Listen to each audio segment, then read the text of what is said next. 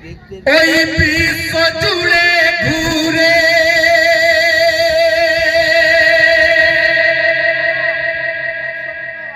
ওই বিশ্ব জুড়ে ঘুরে যার জোড়া পাবে না ওই বিশ্ব জুড়ে ঘুরে যার জোড়া পাবে না আমার নবীর মতো আর নবী হবে না আমার নবীর মতো আর নবী হবে না আমার নবীর মতো আর নবী হবে না আমার নবীর মতো আর নবী হবে না ওই বিশ্ব জুড়ে ঘুরে যার জোড়া পাবে না আমার নবীর মতো আর নবী হবে না আমার নবীর মতো আর নবী হবে না আমার নবীর মতো আর নবী হবে না মোর আল্লাহ স্বয়ং দেখো যার ইশকে দিওয়ানা আমার নবীর মতো আর নবী হবে না আমার নবীর মতো আর নবী হবে না আমার নবীর মতো আর নবী হবে না আমিনার কোলে যেন আয়াতে কোরআন রাখা কে বলে চলে মার আরশে আল্লাহর নূর ঢাকা আমিনার কোলে যেন আয়াতে কোরআন রাখা কে বলে চলে মার আরশে আল্লাহর নূর ঢাকা আল্লাহ রাসূল যেদিন এই দুনিয়ার বুকে এলেন এক মাগি আবু তালেবকে গিয়ে বলছে আপনার ঘরে একটা চাঁদের মতো ফুটফুটে সুন্দর সন্তান জন্মগ্রহণ করেছে আবু তালেব কি থাকতে পারে কি করলো একটু মন দিয়ে শুনবেন মাদিয়া খবর দিল আবু তালেবে এ কথা কোলে আমিনার গেল পূর্ণিমার ওই চাঁদ দেখা কোলে আমিনার গেল পূর্ণিমার ওই চাঁদ দেখা শুনে আবু তালেব মাদিকে দিল উপহার বুঝতে পারে সে ছেলে করবে দিনের প্রচার বুঝতে পারে সে ছেলে করবে দিনের প্রচার রহমত বরকতে নবী রহমত বরকতে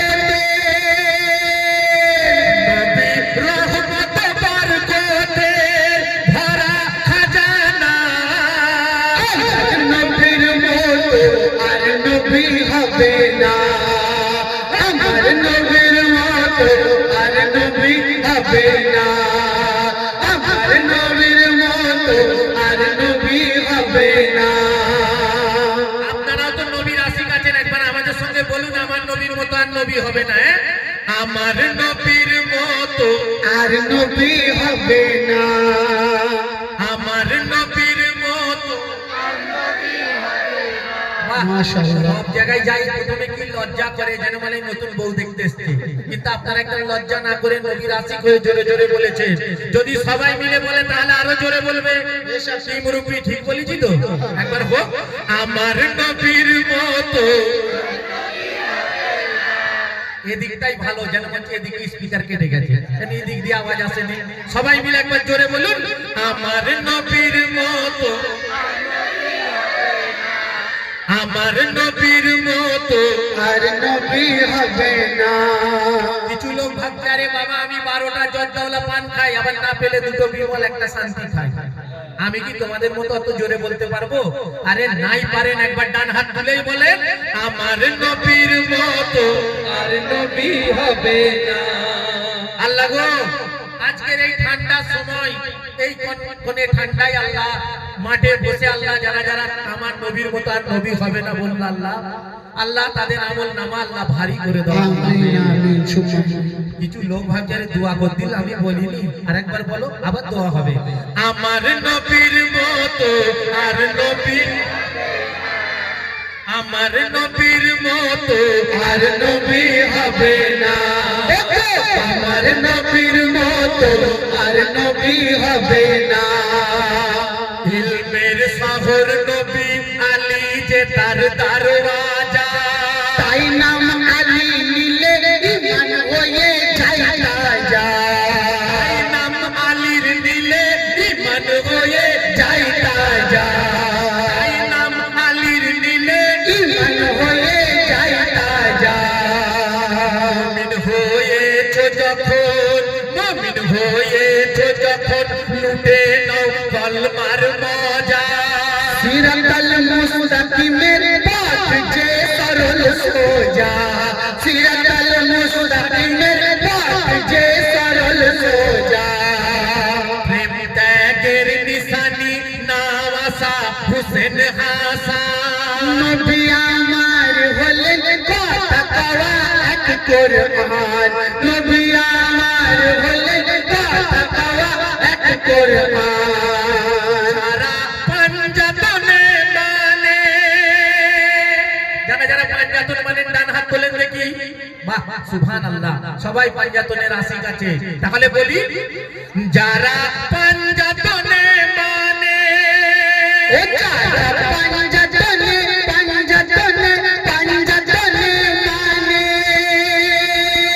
যারা পাঞ্জাতনে মানে তাদের তো চোখ ছোবে না। আমার নবীর মতো আর নবী হবে না, আমার নবীর মতো আর নবী হবে না, আমার নবীর মতো আর নবী হবে না। যারা পাঞ্জাতনে মানে জান্নাত তাদের ঠিকানা। যারা পাঞ্জাতনে মানে জান্নাত তাদের ঠিকানা, আমার নবীর মতো আর নবী হবে না। আমার নবীর মতো আর নবী হবে না। দেখুন, একটা ছন্দ, একটা ঘটনা বলবো, আপনারা যদি বলেন বলবো। বলবো ভাই, বলবো। যখন ইসলাম ধর্ম চারিদিকে ছড়িয়ে যাচ্ছে, কিছু দল লোক ভাবলো আল্লাহ রসুলকে প্রাণে হত্যা করতে হবে, নাউজুবিল্লাহ মিন জালিক। তো তারা কি করছে একটু মন দিয়ে শুনবেন। নবীকে প্রাণে মারার যুক্তি যখন হয়েছিল, আবু বকরকে নিয়ে মক্কা নবী ছেড়ে দিল। পিছু নিয়েছে আবু জেহেলের লোকজন যখন, এক গুহায় নবী আমার আশ্রয় ওই নাই তখন। সেই গুহাই যত গর্ত ওই দেখো ছিল, নিজের পাগড়িকে ছিঁড়ে গর্ত সব বুঝিয়ে দিল, নিজের পাগড়িকে ছিঁড়ে গর্ত সব বুঝিয়ে দিল। আল্লাহ রসুল একটা গুহাতে আশ্রয় নিয়েছে, সঙ্গে কে আছে? আবু বকর। আল্লাহ রসুল যে গুহাতে আশ্রয় নিয়েছে সেখানে অনেক গর্ত ছিল। আবু বকর ভাবছে যদি শত্রুরা দেখে ফেলে গর্ত দিয়ে তাহলে তো চলে আসবে, বুঝতে পেরে যাবে। তো কি করতে হবে? আবু বকরের বুদ্ধি এলো, মাথা থেকে পাগড়িটাকে খুলে ছোট ছোট করে কেটে যা হোক করে, যেখানে একটা লাগবে একটা, যেখানে দুটো লাগবে দুটো, প্রায় গর্তগুলো বুঝিয়ে দিয়েছে। এমন সময় দেখা যাচ্ছে একটা সীমিত পাগড়ি আর কাপড় নেই, কিন্তু একটা গর্ত রয়ে গেছে। কি হবে যদি ওইটা দিয়েই দেখে ফেলে? তাই কি হচ্ছে একটু মন দিয়ে শুনবেন। সেই গুহাই যত গর্ত ওই দেখো ছিল, নিজের পাগড়িকে ছিঁড়ে গর্ত সব বুঝিয়ে দিল, নিজের পাগড়িকে ছিঁড়ে গর্ত সব বুঝিয়ে দিল। এক গর্ত বাকি ছিল, ও গোয়া গর্ত বাকি ছিল, আর কাপড় ছিল না। এক গর্ত বাকি ছিল, আর কাপড় ছিল না। নিজের পায়ের গোড়ালি তাতে চাপলো দেখো না, নিজের পায়ের গোড়ালি তাতে চাপলো দেখো না, নিজের পায়ের গোড়ালি তাতে চাপলো দেখো না।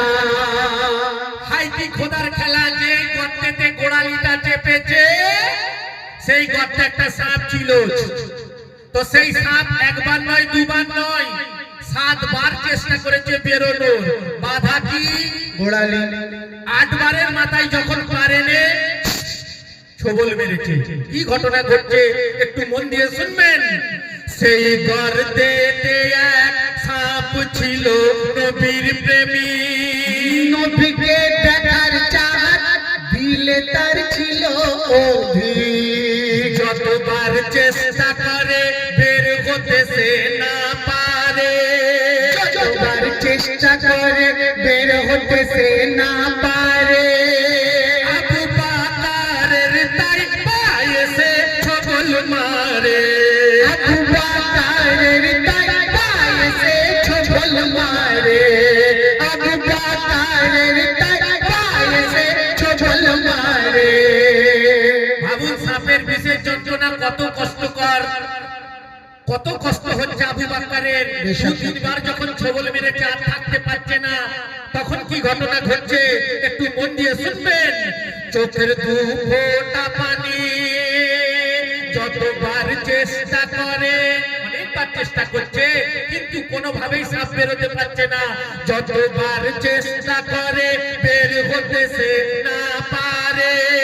আবু বাকারের তাই পায়ে সে ছবল মারে। আবু বাকারের কোলে নবী মাথা। অনেকে ভাবছে পাটা সরিয়ে দিতে পারে, না না না, কোলেতে আল্লাহ রাসূল মাথা দিয়ে ঘুমাচ্ছে, যদি পাটা গিলিয়ে দুলিয়ে দেয় আল্লাহ রাসূলের ঘুম ভেঙে যাবে। এই বিয়াদবি কি আবু বকর করতে পারে?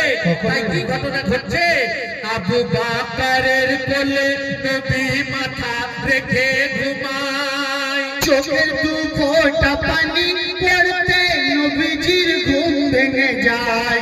চোখের 2 ফোঁটা পানি পড়তে নবীজির ঘুম ভেঙে যায়। আল্লাহ রাসূল ঘুম থেকে উঠে দেখছে আবু বকর বিশেষ যন্ত্রণায় ছটফট করছে। আল্লাহ রাসূল কি করলেন, একটু থুতু মুবারক নিয়ে নবীর জিভের লালাই মেটে, নবীর জিভের লালাই, জিভের লালাই মেটে সেই বিশের যন্ত্রণা, বলুন সুবহানাল্লাহ। আল্লাহ রাসূল একটু থুতু মুবারক লাগিয়ে দিতেই সেই যন্ত্রণা থেমে গেল। জোরে বলুন সুবহানাল্লাহ। নবীর জিভের লালাই মেটে, নবীর জিভের লালাই মেটে সেই বিশের যন্ত্রণা। আমার নবীর মতো আর নবী হবে না, আমার নবীর মতো আর নবী হবে না, আমার নবীর মতো আর নবী হবে না। এই বিশ্ব জুড়ে ঘুরে যার জোড়া পাবে না, আমার নবীর মতো আর নবী হবে না, ওগো আমার নবীর মতো আর নবী হবে না, ওগো আমার নবীর মতো আর নবী হবে না। শেষ ছন্দ পড়ে শোনাবো। আমার আব্বা কবি গুলজার সিপাহী দেখতে দেখতে 75 বছর বয়স হয়ে গেছে ভাইজান। তো এই 75 বছর বয়সে আমার আব্বা কি লিখছে একটু বোঝার চেষ্টা করবেন। সুন্দর কথাই কবি লিখছেন। আজ ওই গজে গিয়ে চুমছো যে হাজরে আসওয়াদ, ইয়ে পাথর লাগানোর সময় হয়ে যায় যে এক বিবাদ। হাজী সাহেবরা বলে হাজরে আসওয়াদের চুমা দিয়ে মন ভরে গেল। জানেন এই হাজরে আসওয়াদ পাথর লাগানো হতো না, এত ঝামেলা সৃষ্টি হয়েছিল। কি ঝামেলা, আজ ওই গজে গিয়ে চুমছো যে হাজরে আসওয়াদ, ইয়ে পাথর লাগানোর সময় হয়ে যায় যে এক বিবাদ। চার ফিরকার লড়াই বেঁধে ওই গেছে যখন, আমার দয়ার নবী উপায় এক দেন তখন। 4টে দল একটা পাথর কি হবে, আল্লাহ রাসূল বললেন একটা চাদর আনো। চাদরটাকে বিছিয়ে দাও, মাঝখানে পাথরটা রাখো, চারটে দলের লোক চারদিকে ধরো, এবারে একসঙ্গে চাগিয়ে পাথরটাকে লাগাও। কি বিচার দেখুন আল্লাহ রাসূলের। বলছে একটি চাদর এনে পাথর তাতে রেখে দিলে, চার গোষ্ঠীকে চার কোনা ধরতে বলিলে, চার গোষ্ঠীকে চার কোনা ধরতে বলিলে, এই উপায় না দেখালে, ওগো এই উপায় না দেখালে, পাথর লাগানো হতো না। সেই নবীর প্রেমিক, সেই নবীর প্রেমিক, সেই নবীর প্রেমিক হতে গুলজার ভুলো না, সেই নবীর প্রেমিক হতে গুলজার ভুলো না, সেই নবীর প্রেমিক হতে গুলজার ভুলো না। আর সুযোগ পাবেন না, শেষবারের মতো একটু আমাদের সঙ্গে বলুন, আমার নবীর মতো আর নবী। ঠান্ডায় কি আপনাদের ব্যাটারিটা একটু খারাপ হয়ে গেল? হ্যাঁ, একটু চার্জ করে নেন, চার্জ করে নিয়ে বলেন, আমার নবীর মতো আর নবী হবে না, আমার নবীর মতো আর নবী হবে না।